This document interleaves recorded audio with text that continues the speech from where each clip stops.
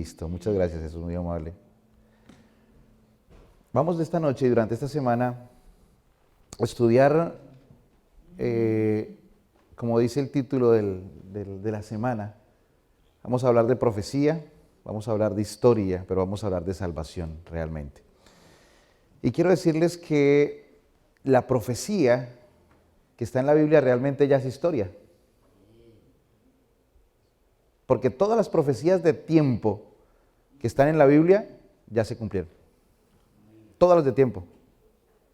Y cuando algo ya es cumplido, quiere decir que ya es ¿qué?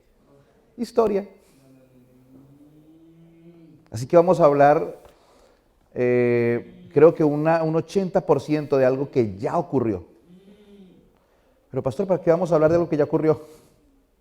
Porque cuando nosotros tenemos la certeza de que Dios dijo algo en el pasado y ya se cumplió, eso nos da la certeza de que lo que falta por cumplirse también se cumplirá.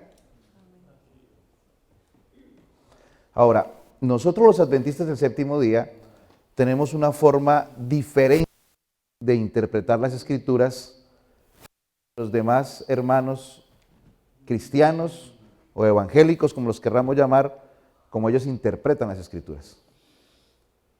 Porque todos estudiamos la misma Biblia.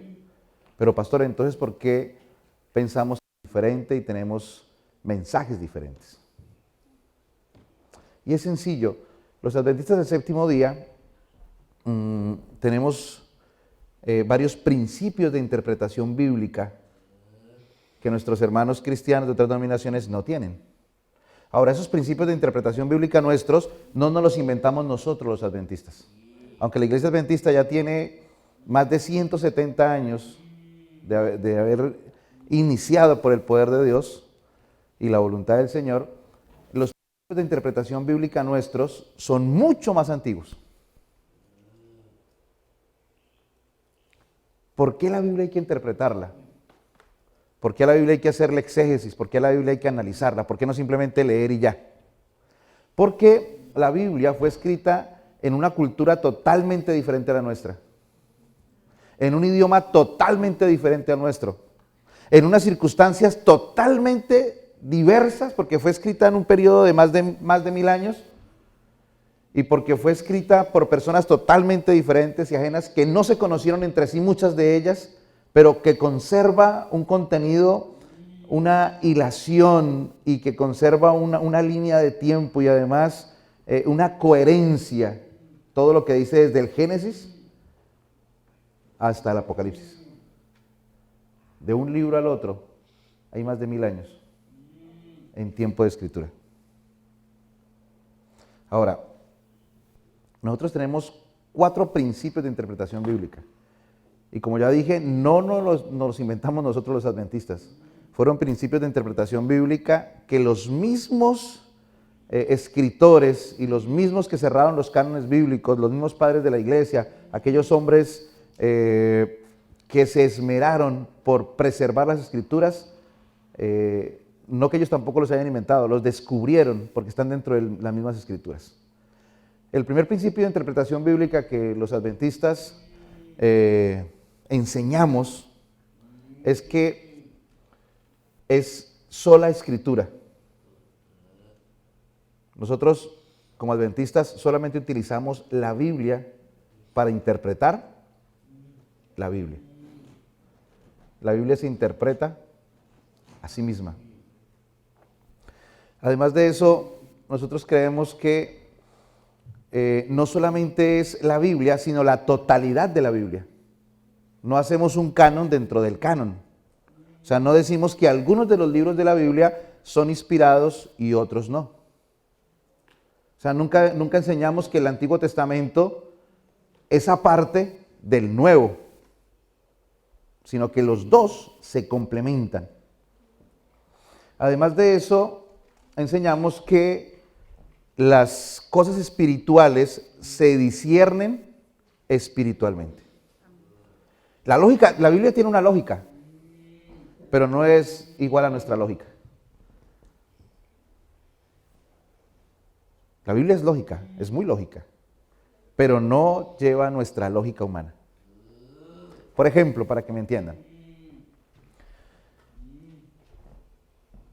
si nosotros queremos ganar, ¿qué enseña la Biblia que debemos hacer? Perder. Para poder ganar hay que perder. Para poder vivir hay que morir. Para poder recibir hay que dar. ¿Ven? Por ejemplo, la lógica nuestra dice que 1 no es 3 y 3 no es 1. Pero cuando uno estudia el tema de la deidad o de la Trinidad, la Biblia nos enseña que ¿cuántos dioses existen? Uno solo. Oye Israel, Jehová, uno es. Pero también la Biblia nos enseña que es Padre, Hijo y Espíritu Santo. Ah, entonces son 3. ¿O es 1? De 3, pero dice que es 1. En la lógica humana eso no nos cuadra.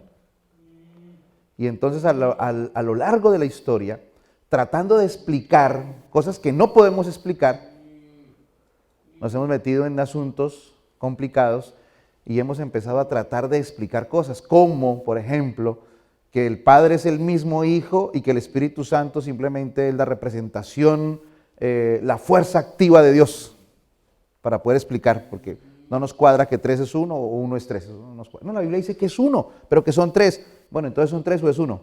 La Biblia dice que es 1, pero son 3. Eso no lo podemos explicar muy bien. Pero está claro en la Biblia que es 1 solo. Y está muy claro que son 3 personas. Lo demás no lo podemos explicar. La Biblia dice que en Jesús estaba la plenitud de la deidad. Ah, entonces Jesús es mitad hombre y es mitad Dios.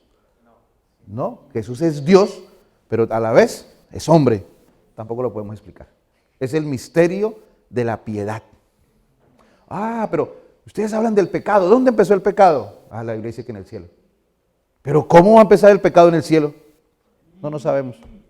Solo sabemos que empezó ahí y empezó en qué persona inició. Pero de ahí para atrás no sabemos más. El misterio de la iniquidad. Hay una cantidad de misterios en la Biblia. Hay muchas cosas que desconocemos de las Escrituras. La Biblia es muy profunda. Y decir que no las sabemos todas es muy arrogante, pero también es muy tonto. Porque la Biblia es la palabra de Dios. La misma Biblia dice que la Biblia es tan profunda que penetra ¿hasta dónde? Hasta los tuétanos, hasta los huesos. Y discierne todo. Todo lo puede desmenuzar, porque es la palabra de Dios. Así que las cosas espirituales se disciernen espiritualmente. Ahora, hablando de, entonces, solo escritura, la Biblia se interpreta a sí misma, toda la escritura y las cosas espirituales. Ahora, basados en esos 4 principios tenemos una forma de interpretar las escrituras. Y por eso, cuando interpretamos, hemos llegado teológicamente a algunas conclusiones diferentes a nuestros demás hermanos cristianos, porque ellos tienen otra manera de interpretar las Escrituras. Ahora, hablando de la profecía como tal, también tenemos otra forma de interpretar la profecía. Nosotros tenemos un método histórico crítico. Somos historicistas. Pesamos la profecía a través de la historia. No somos literalistas y no somos futuristas. Los literalistas dicen que todo lo que está dentro del contexto profético es literal. O sea que 2300 días son 2300 días, no 2300 años. Que 70 semanas son 70 semanas, no 490 años. Así que las profecías, cuando lo enfocamos desde el punto literalista, se cumplieron hace muchos años atrás. Pero los futuristas, hay algo, bueno, voy a empezar a decir algunas cosas que pido disculpas de antemano, porque no quiero atacar a nadie, ni criticar a nadie, ni condenar a nadie. ¿Está bien? Lo que voy a decir simple y llanamente es para poder ilustrar lo que quiero explicar esta noche. Así que no se vayan a sentir mal. Los primeros historiadores judíos, cuando empezaron a estudiar el libro de Daniel, ellos encontraron algunos argumentos dentro de la profecía de Daniel, en el capítulo 7, 8, 9 hasta el 12, donde hablaba de cierto poder que era político y a la vez religioso, que iba a tener un protagonismo en la historia de este mundo, en cierta parte de la historia. Y los historiadores de esa época, y luego esta semana les hablaré un poquitico más de eso, ellos interpretaron que ese poder político religioso era el papado. Estoy hablando del siglo 6, 7 después de Cristo. No es algo nuevo que yo vaya a decir esta semana. Eso se piensa desde esa época. Ya estamos en el siglo XXI. Hace más de 15 siglos atrás se pensaba lo que yo voy a decir esta semana. Entonces, en esa época saltó un grupo teológico, que luego les voy a decir qué grupo era, y inventó el futurismo dentro de la profecía. Y entonces ellos empezaron a decir que todas las profecías que estaban en el Antiguo Testamento y en el Nuevo Testamento, en Daniel, en Apocalipsis y en otros libros proféticos, se iban a cumplir hacia el final. O sea, no se ha cumplido nada de lo que está ahí escrito. Todo se va a cumplir hacia el final. Son los futuristas y los literalistas. No somos futuristas, no somos literalistas, somos historicistas. Esa es la forma de interpretar nosotros la profecía. Dicho esto, quiero decirles también que todo lo que yo voy a decir esta semana no es algo que yo estudié o que me inventé o que me pareció. Simplemente lo que he hecho es leer, estudiar y anotar lo que leí y estudié. ¿Está bien? Así que yo no soy ni experto ni profesor, y aunque tengo una maestría en teología pastoral, en una maestría ministerial, no soy tampoco teólogo. Simplemente soy un pobre pecador mortal que le gusta predicar el evangelio. Eso es todo. Y hemos pedido que el Señor nos dirija durante esta semana, nos dé la capacidad intelectual y espiritual para poder percibir un poquitico de lo abundante que es la Escritura y el tema profético sobre todo. Así que, dicho todo esto, el título de esta noche es Medita sobre tu camino. La idea es que cada uno salgamos de este lugar, y los amigos que nos están viendo por las redes sociales y que nos van a ver en diferido, podamos meditar bien sobre lo que estamos haciendo en nuestra vida. Esa es la idea del mensaje de esta noche. ¿Está bien? Muy bien, vamos entonces a lo que vinimos. Quiero que abran sus Biblias, o si quieren leer conmigo allí en la pantalla, en el libro de Ageo, el capítulo 1. Vamos a leer, el tema de hoy y de mañana va a ser de este mismo libro, porque no lo vamos a alcanzar a abarcar hoy. ¿Está bien? ¿Qué horas tenemos? Yo voy el reloj allá, faltan 5 para las 8. ¿Hasta qué horas podemos ir, pastor? ¿Una vigilia? 8:15, ¿está bien? 8:20, 8:30. Bueno, voy a tratar de terminar antes de las 8:30. ¿Está bien? ¿No se me aburren, no se me cansan? Muy bien, vamos a leer. Allí donde están, cierren sus ojos y vamos a hacer una oración pidiendo al Señor que nos dirija. Padre Santo que estás en los cielos, muchas gracias, oh Dios, por la oportunidad, el privilegio de estudiar tu palabra. Queremos rogar que tu Espíritu Santo nos dirija, nos asista, y que en esta noche sea Él quien habla en nuestro corazón. Aunque vamos a introducirnos en la historia, en la profecía, en algunos elementos que a veces nos parecen complicados y difíciles, te rogamos, Señor, que no nos dejes quedar ahí, sino que el mensaje pueda ser transportado desde esa época hasta hoy día, año 2019, y pueda tener relevancia, permanencia, y pueda ser de alimento espiritual para nosotros esta noche. Lo pedimos en el nombre de Cristo Jesús. Amén y amén. Permítanme leer, dice: en el año segundo del rey Darío, el mes sexto, el primer día del mes, fue dirigida esta palabra de Jehová por medio del profeta Ageo a Zorobabel, hijo de Salatiel, gobernador de Judá, y a Josué, hijo de Josadac, el sumo sacerdote. Así ha hablado Jehová de los ejércitos. Este pueblo dice: no ha llegado aún el tiempo de que la casa de Jehová sea reedificada. Entonces llegó esta palabra de Jehová por medio del profeta Ageo. ¿Es acaso para vosotros tiempo de habitar en vuestras casas artesonadas mientras esta casa está en ruinas? Pues así ha dicho Jehová de los ejércitos: meditad bien sobre vuestros caminos, sembráis mucho, ¿y qué pasaba? Recogéis poco, coméis y no os saciáis, bebéis y no quedáis satisfechos, os vestís y no os calentáis, y el que trabaja al jornal recibe su salario en saco roto. Así ha dicho Jehová de los ejércitos, meditad bien sobre vuestros caminos. Subid al monte y traed madera y reedificad la casa y pondré en ella mi voluntad y seré glorificado, ha dicho Jehová. Buscáis mucho, ¿y qué pasaba? Halláis poco. Y encerráis en casa y yo lo disiparé en un soplo. ¿Por qué? Pregunta el Señor, dice Jehová de los ejércitos. Por cuanto mi casa está desierta y cada uno de vosotros corre a su propia casa. Por eso se detuvo de los cielos sobre vosotros la lluvia y la tierra detuvo sus frutos. Y llamé la sequía sobre la tierra y sobre los montes, sobre el trigo, sobre el aceite, sobre todo lo que la tierra produce, sobre los hombres y sobre las bestias y sobre todo trabajo de sus manos. Entonces Zorobabel, hijo de Salatiel, y Josué, hijo de Josadac, el sumo sacerdote, y todo el resto del pueblo oyeron la voz de Jehová su Dios y las palabras del profeta Ageo, tal como le había encargado Jehová su Dios, y temió el pueblo delante de Jehová. Muy bien, quiero hacer rápido un contexto histórico para que entiendan lo que acabamos de leer. Ustedes saben que el pueblo de Israel estuvo 70 años esclavo en Babilonia. Y esta semana vamos a hablar un poquitico de esa profecía. Jeremías había profetizado eso. 70 años de esclavitud en Babilonia para el pueblo de Judá. Ahora, antes de que el pueblo de que esta profecía se cumpliera, que Nabucodonosor fuera y tomara cautivo o sitiara Jerusalén en el año 605, había ocurrido algo similar con otra parte del pueblo de Israel. Ustedes saben que el pueblo de Israel en un momento de su historia, me voy a ir un poquitico más atrás todavía para poder encajarnos mejor.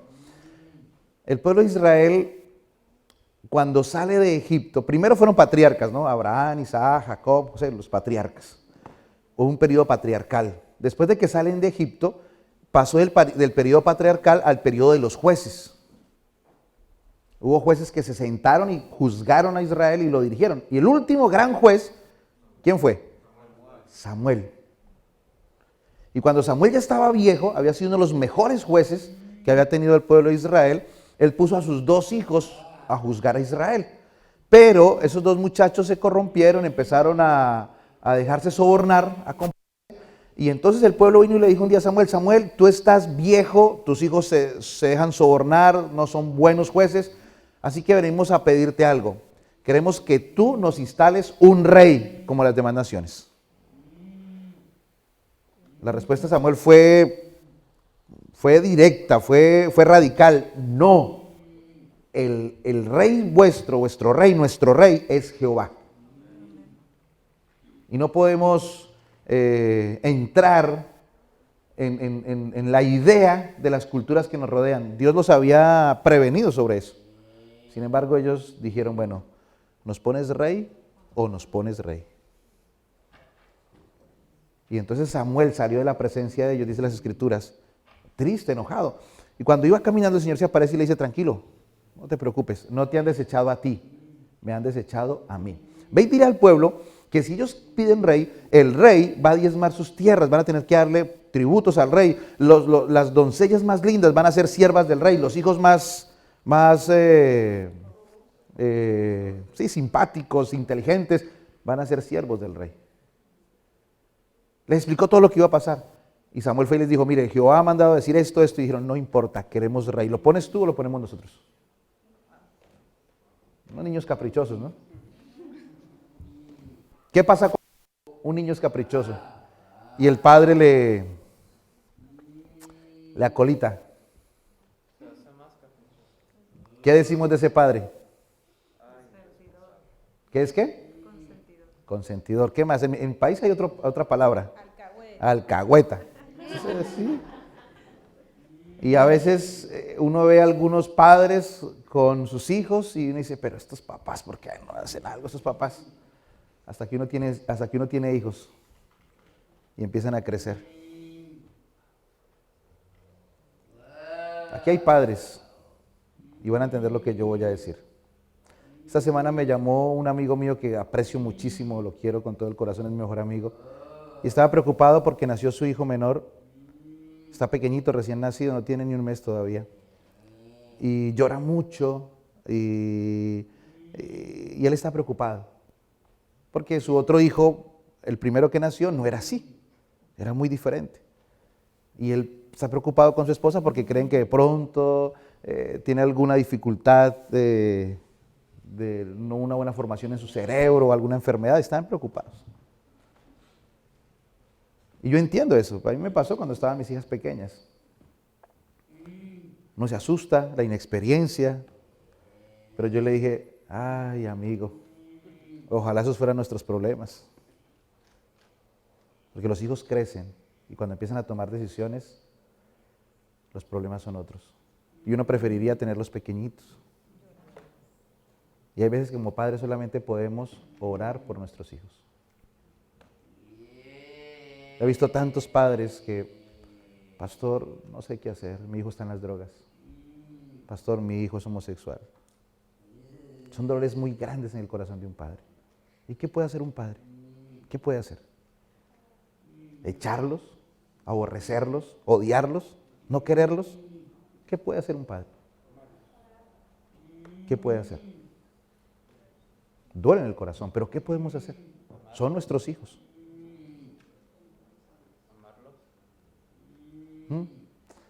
Y Dios mira a su pueblo, mira a sus hijos, y ellos, como todo niño caprichoso, rebelde, adolescente, o nos pones rey o lo ponemos nosotros.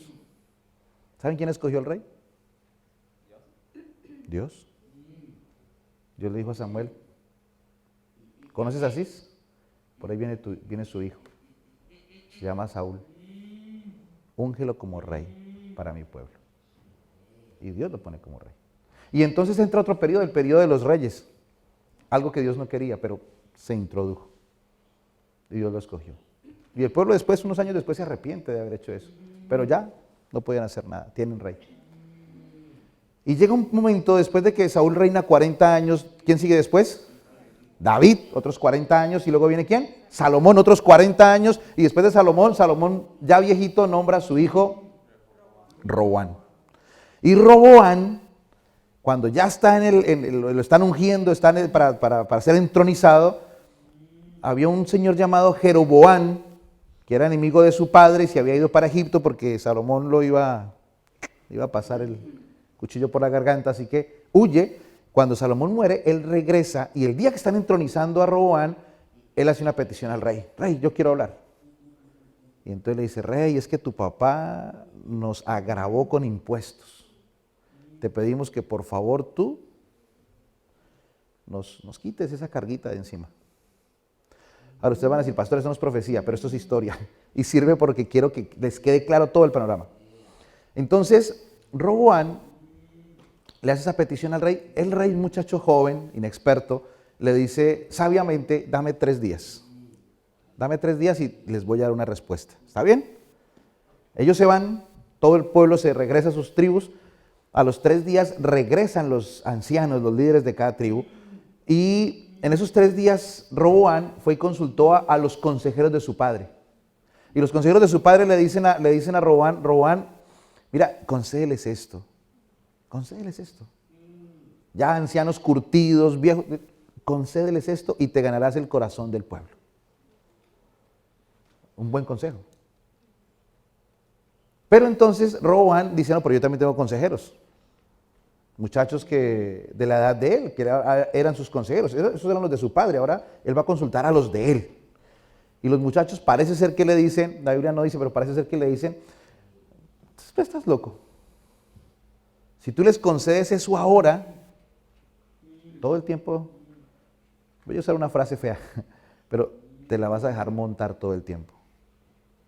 Tienes que demostrar quién manda aquí, quién es el rey. No te puedes dejar de... Además, este otro vino fue a criticar a tu padre. Y entonces pasan los 3 días, vienen todos los líderes y Roboam se para frente a ellos y los mira con, no sé, yo creo que un poco de soberbia, prepotencia, hasta estupidez, porque los mira a los ojos y les dice, un dedo mío es como los lomos de mi padre. Si mi padre los castigó con azote, yo los castigaré con vara. si mis padres les dio serpientes, yo les daré escorpiones. O sea, no sé a qué estaba jugando. Trató de intimidarlos, ellos lo que se sintieron fue insultados y dijeron, no tenemos nada contigo, hijo de Roboam, hijo de David, perdón. Y el pueblo se dividió. Y 10 tribus y media, 9 tribus y media, completicas, se fueron al otro lado del Jordán y el reino se fracturó en 2. Y nombraron a Roboam como el rey del norte.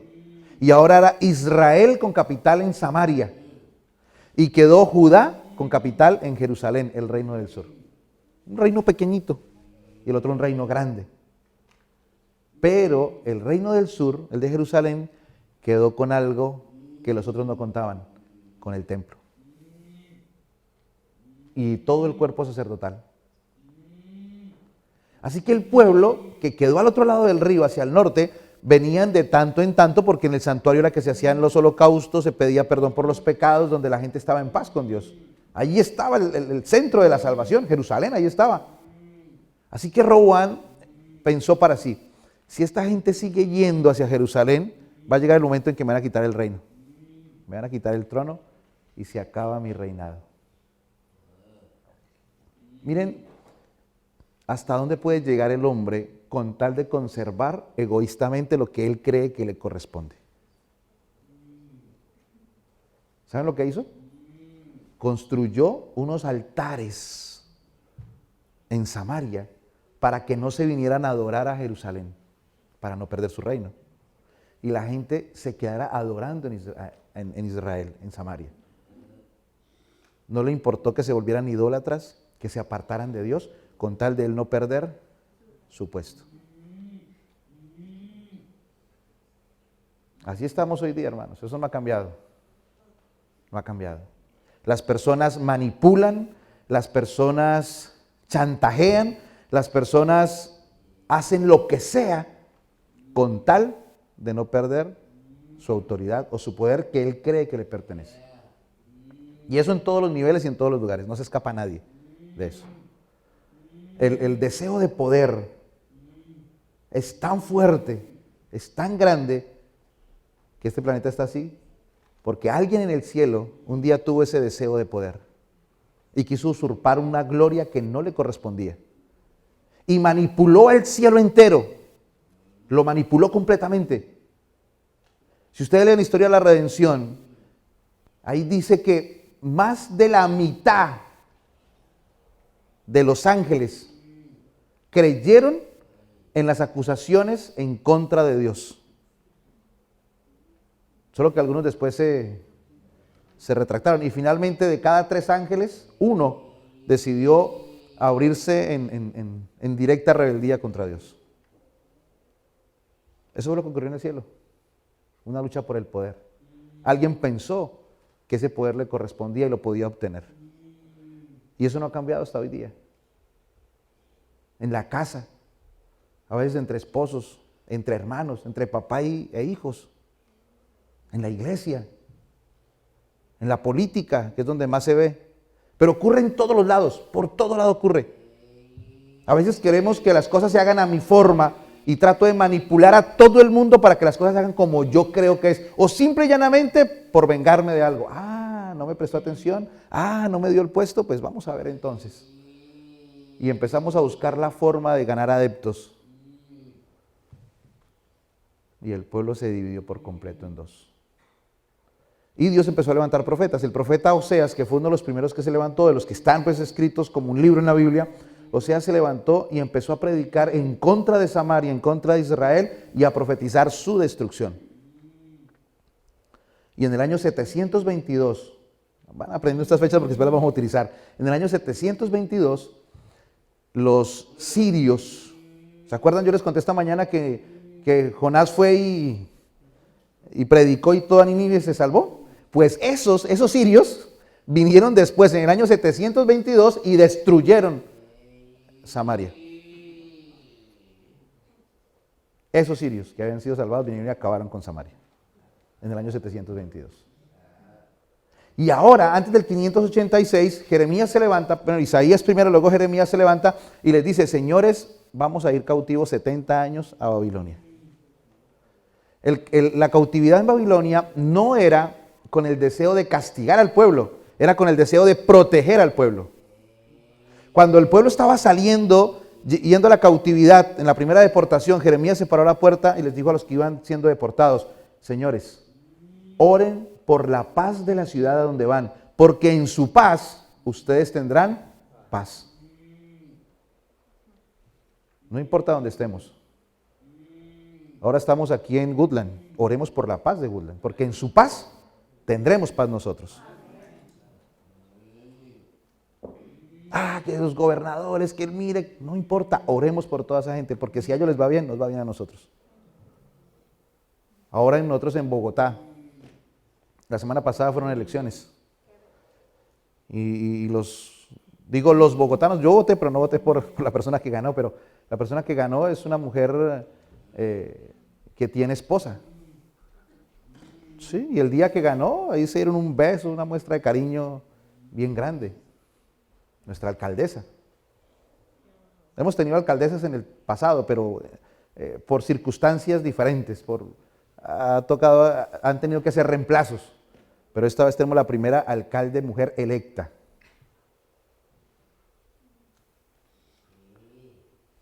El pueblo la escogió. Hay que orar por esa mujer. Porque así tenga ideas diferentes, así su vida para nosotros sea moralmente incorrecta porque es homosexual, hay que orar por esa persona. Porque en la bendición de esa persona, nosotros alcanzamos bendición. Porque lo que ella haga, para bien o para mal, nos afecta a los que vivimos en Bogotá. Jeremías les dijo: oren por ese rey, oren por esa ciudad, porque ahí, a pesar de las circunstancias tan adversas que parecen verse, ahí hay un propósito de Dios también. Porque Dios quita y pone reyes. Así que,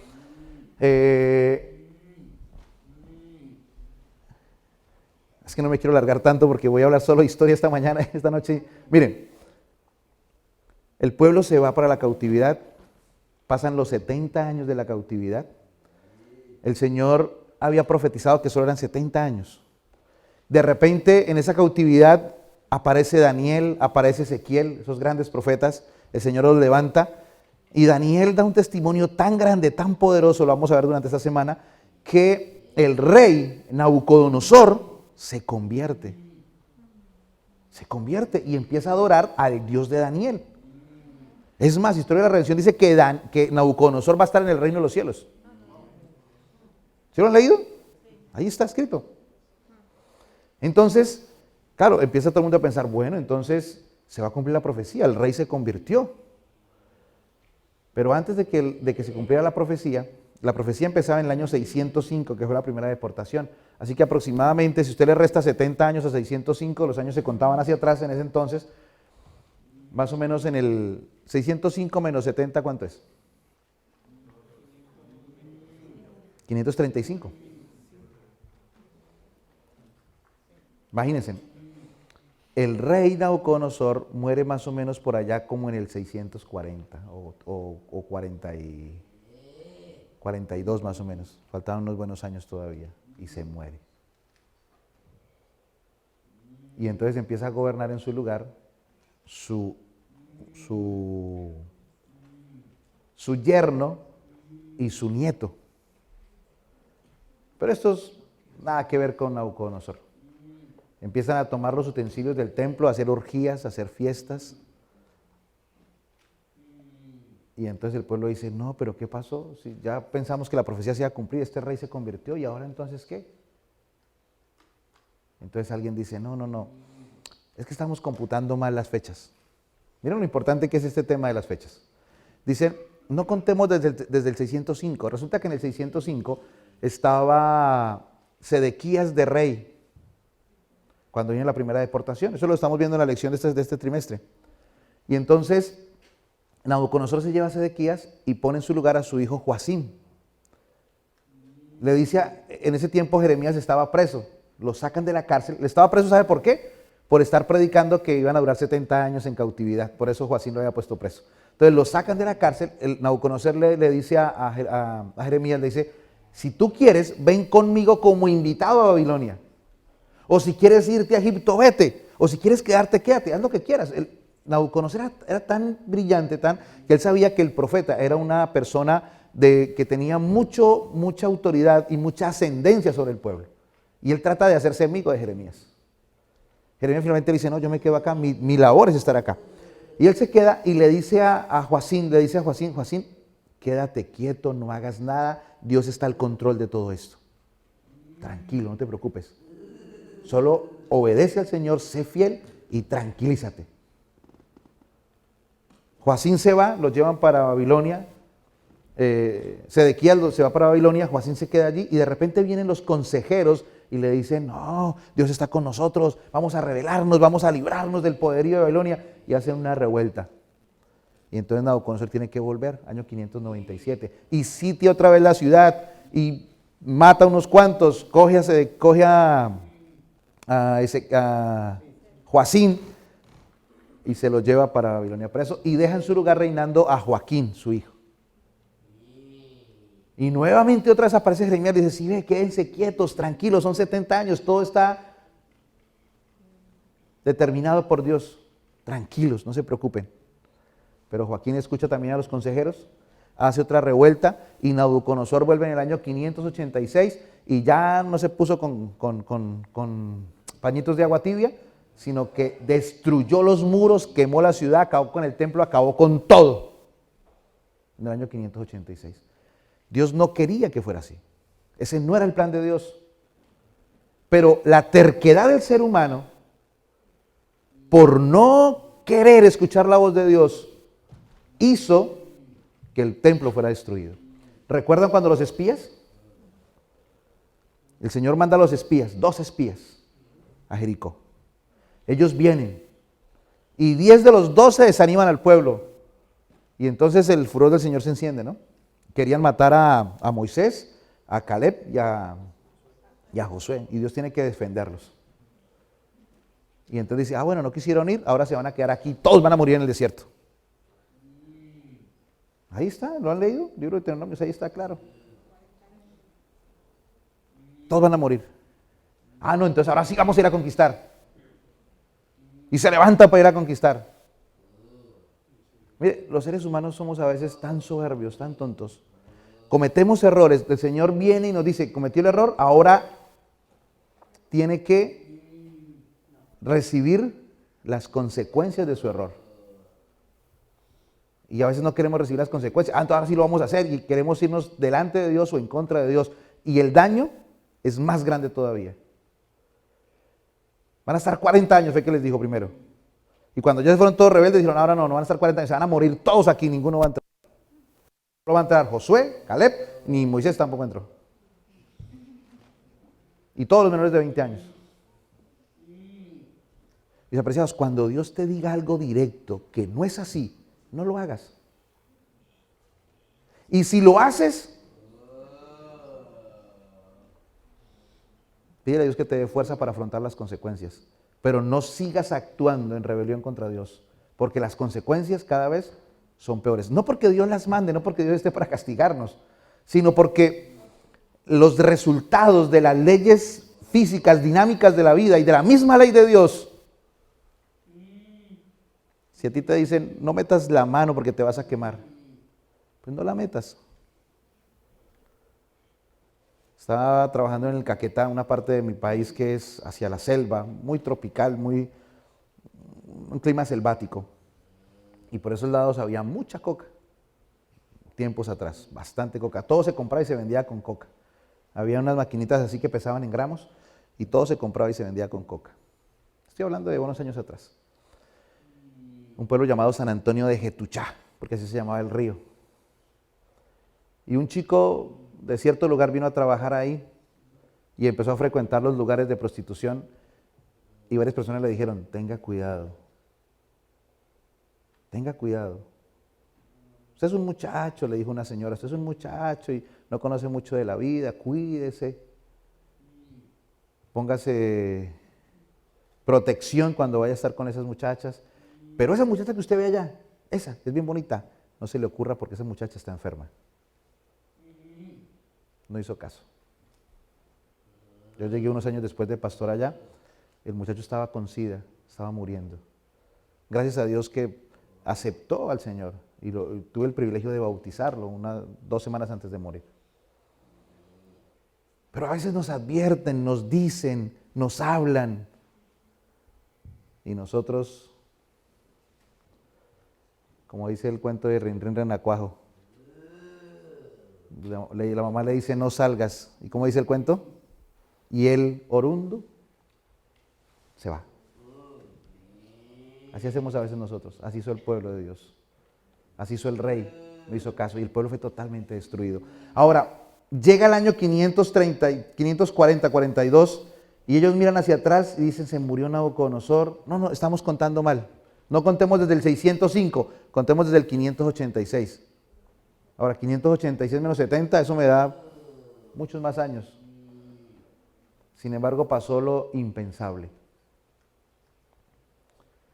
En el año 539, 2 reinos, los medos y los persas, se unen, crean una estrategia y una ciudad que se creía inexpugnable, una ciudad que se creía que nadie podía penetrar, que nadie podía dominar, como era Babilonia con sus grandes muros y con sus jardines colgantes. En el año 539 ellos hacen una estrategia, desvían el río y por el cauce del río entran algunos hombres, abren las puertas de la ciudad, entran. Eso lo vamos a ver esta semana también. Y es tomada Babilonia. Ellos dijeron, no, Nabucodonosor que llegó a convertirse, murió, su hijo por lo menos sabía, o su nieto sabía lo que hacía su abuelo, pero estos impíos que vienen ahora sí que... Y ocurre lo que no se pensaba. Miren, quiero que vayan al libro de Esdras. Voy a ir despacito porque esta semana vamos a leer bastante la Biblia y tenemos mucha información que vamos a asimilar. Hoy apenas estamos iniciando, así que voy a tratar de poner las bases bien puestas el día de hoy. ¿Ya lo encontraron? Eso no lo tengo aquí en las diapositivas. Lástima que se me olvidó ponerlo. Pero aquí en el libro de Esdras está... Yo creo que esta semana nosotros lo leímos en la lección. Mire el capítulo 1, versículo 1. Dice, en el primer año de Ciro, rey de Persia, para que se cumpliera la palabra de Jehová. ¿Están leyendo conmigo si lo tienen? Esdras 1:1. En el primer año de Ciro, rey de Persia, para que se cumpliera la palabra de Jehová anunciada por boca de Jeremías, despertó Jehová el espíritu de Ciro, rey de Persia, el cual hizo pregonar de palabra y también por escrito en todo su reino este decreto.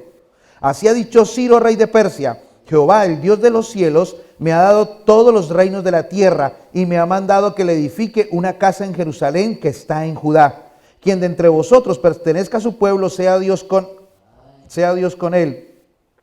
Suba a Jerusalén que está en Judá y edifique la casa de Jehová, Dios de Israel, la cual está en Jerusalén. Y todo el que haya quedado en cualquier lugar donde habite, que las gentes de su lugar le ayuden con plata, oro, bienes, ganados, además de ofrendas voluntarias para la casa de Dios, la cual está en Jerusalén. Pasó lo que no se pensaba. Llegó un rey en su primer año de reinado, un rey que no conocía a Dios, un rey que no conocía a Daniel, ni a Ezequiel, ni a ese pueblo. Dice la Biblia que Dios despertó, ¿qué? ¿Cómo dice el versículo 1? ¿Dios qué? ¿Sí lo leyeron conmigo? El espíritu de Ciro, rey de Persia, el cual dijo, miren, Dios no necesita influencias, hermanos. Cuando Dios dice que va a hacer algo, lo hace. Así nosotros no le veamos la salida. Así no veamos cómo es que lo va a hacer. Así veamos que no hay algo, cómo explicarlo. O cómo ver alguna grietica por ahí por donde salirnos. En el año 539 Ciro comenzó su reinado y en el primer año, al final del 538, dio un decreto. Y en el decreto dio la orden para que todos los judíos que quisieran ir salieran y se fueran a reedificar Jerusalén. Y si ustedes hacen un cómputo, la diferencia de años es mínima, 70 años prácticamente cumplidos de la profecía de Jeremías. Y entonces sale Zorobabel, sale Josué, Zorobabel era el gobernador, Josué el sumo sacerdote, y aproximadamente unos 3,000 hombres, y se van para Jerusalén, o lo que quedaba de Jerusalén, las ruinas, a reconstruir el templo. Ahora, ¿por qué era tan importante reconstruir el templo? Esta semana vamos a hablar también de ese santuario. ¿Por qué era tan importante? Cuando el Señor llamó a Moisés y Moisés subió 40 días al monte Nebo con él, el Señor le dio la instrucción, le dijo, y me harán un santuario y yo habitaré en medio de mi pueblo.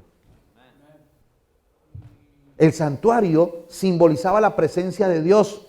El santuario simbolizaba la salvación. Porque en el santuario era donde se llevaban los holocaustos, las ofrendas, donde se iba a pedir perdón por los pecados. En el santuario era donde se purificaban los pecadores. Y ya no estaba el santuario. Era importantísimo, era de suma importancia reconstruir el santuario. Y ahora el rey da la salida, da la orden, da el dinero, los recursos para que el pueblo se devuelva y vaya a reconstruir. Se creía que para esa época, o se cree que para esa época, según los estudiosos, había 1 millón de judíos que habían llegado a Babilonia. Pero ya habían pasado 70 años. Y la mayoría ya había hecho una vida ahí. Ya algunos tenían casa, tenían un trabajo, tenían una vida ya establecida en Babilonia. Y ahora irse otra vez para Jerusalén, solo ruinas que iban a hacer allá. Si ya tienen una vida acá, ¿yo cómo voy a dejar mi vida acá para irme por allá? ¿Saben? Nosotros los seres humanos somos un poco egoístas, por no decir que mucho, somos muy egoístas. Pensamos mucho en nosotros mismos. Y pensando en nosotros mismos nos hacemos daño. Porque cuando pensamos más en nosotros que en lo que Dios quiere de nuestra vida, finalmente terminamos sufriendo y llorando. Por pensar en nosotros nos hacemos es un daño a nosotros mismos. El pueblo dijo, no, ¿para qué nos vamos a ir allá?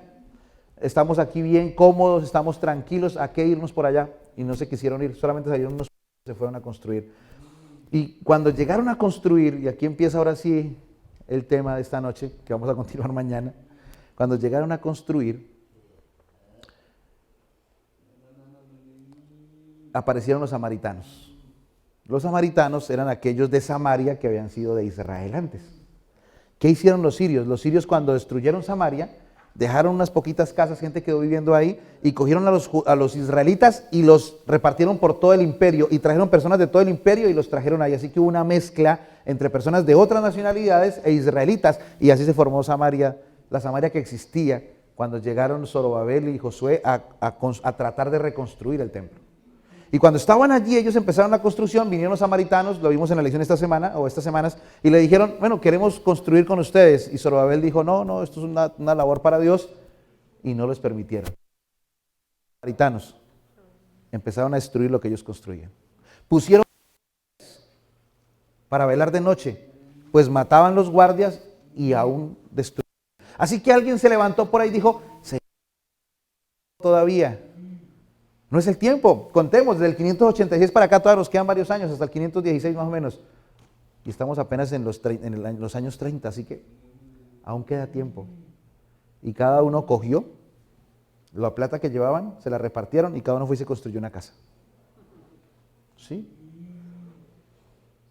Miren el pecado que ellos habían cometido. Primero, habían desobedecido una orden directa de Dios, porque la orden era ir y edificar el templo. No lo hicieron. Segundo, cogieron los recursos que eran para el templo y construyeron sus casas, o sea, robaron. Y tercero, se justificaron. Dijeron, aún no ha llegado el tiempo. ¿Saben, apreciados, que una de las cosas más tristes de la vida es cuando nosotros cometemos errores o estamos en pecado y nos justificamos? Cuando decimos, no, la culpa es de mi esposa. No, la culpa es de mi esposo. No, del pastor. No, de la iglesia. O no, de Dios. Cuando cometemos errores y nos justificamos, no los reconocemos, Dios no puede hacer mucho por nosotros. Dios no puede hacer nada por nosotros. Nosotros podemos ser pecadores, Dios nos ama, pero si reconocemos nuestro error, Dios está dispuesto, siempre listo, para perdonarnos y darnos otra oportunidad. No importa cuántas veces pase. 7 veces cae el justo y otras tantas se levanta. Mientras lo reconocemos. El pueblo no lo reconoció. Pasaron 11 años hermanos, 11 años pasaron. Y 11 años después aparece Ageo.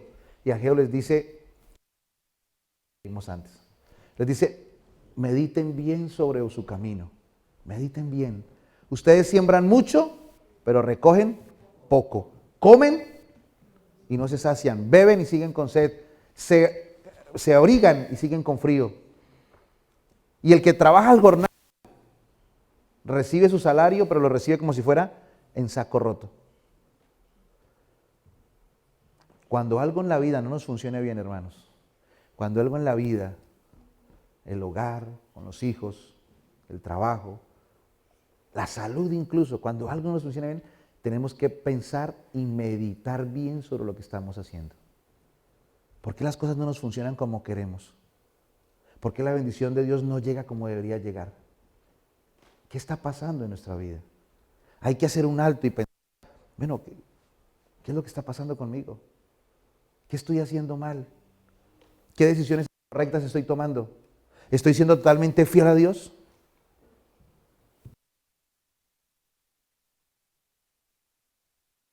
¿Lo que le pertenece al alfolí?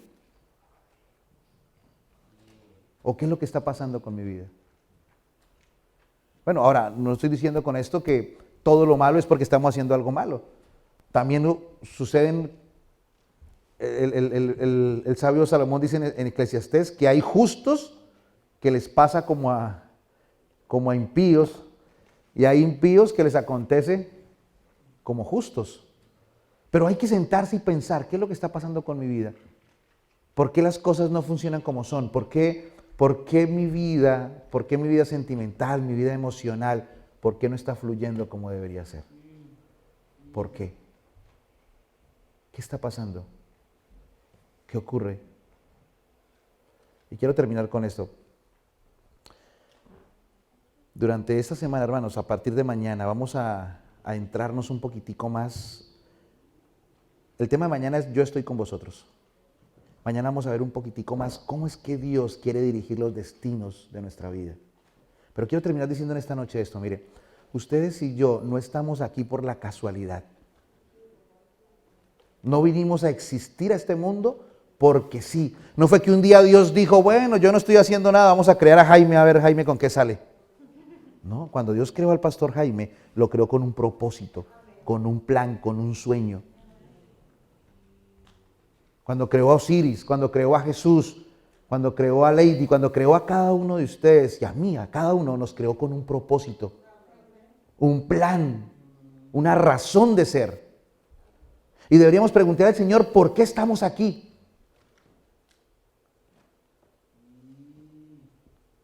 A muchos nos gusta el sueño americano, a mí también me gusta el sueño americano. Pero ese es el plan de Dios, que estemos en este país. Que hagamos lo que estamos haciendo, en lo que estamos trabajando.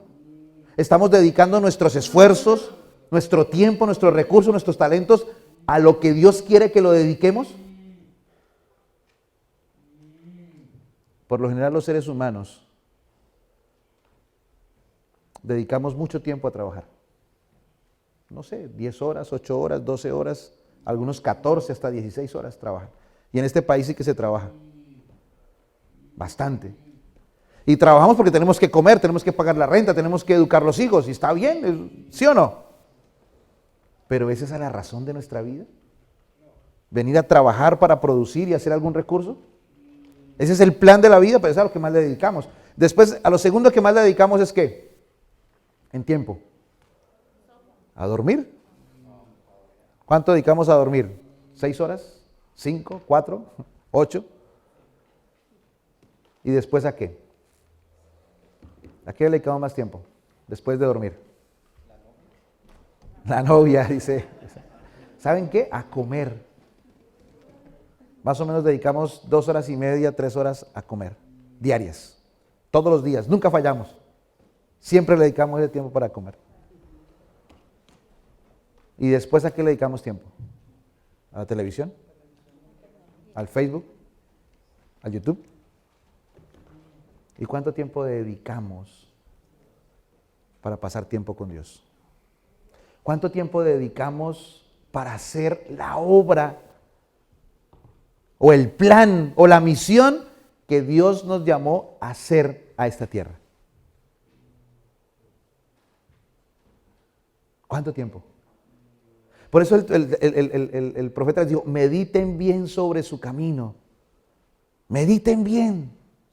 ¿Están ustedes caminando por el lugar que Dios trazó para que caminen? Yo voy a estar 1 mes y medio aquí en este país. Vine a tener 4 campañas, 5 semanas de conferencias y un fin de semana con los jóvenes en otro lugar. Y tengo planes, traigo planes en mi mente, que ya he hablado con mi familia y por los cuales estamos orando.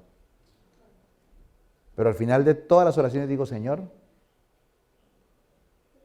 ¿eso es lo que tú quieres? Porque el Señor me está mandando a un lugar que yo no quiero ir en mi país. Yo no quiero ir a ese lugar. Pero al final de la oración le digo, Señor, si allá es, para allá me voy. Pero quiero tener la seguridad que es para allá.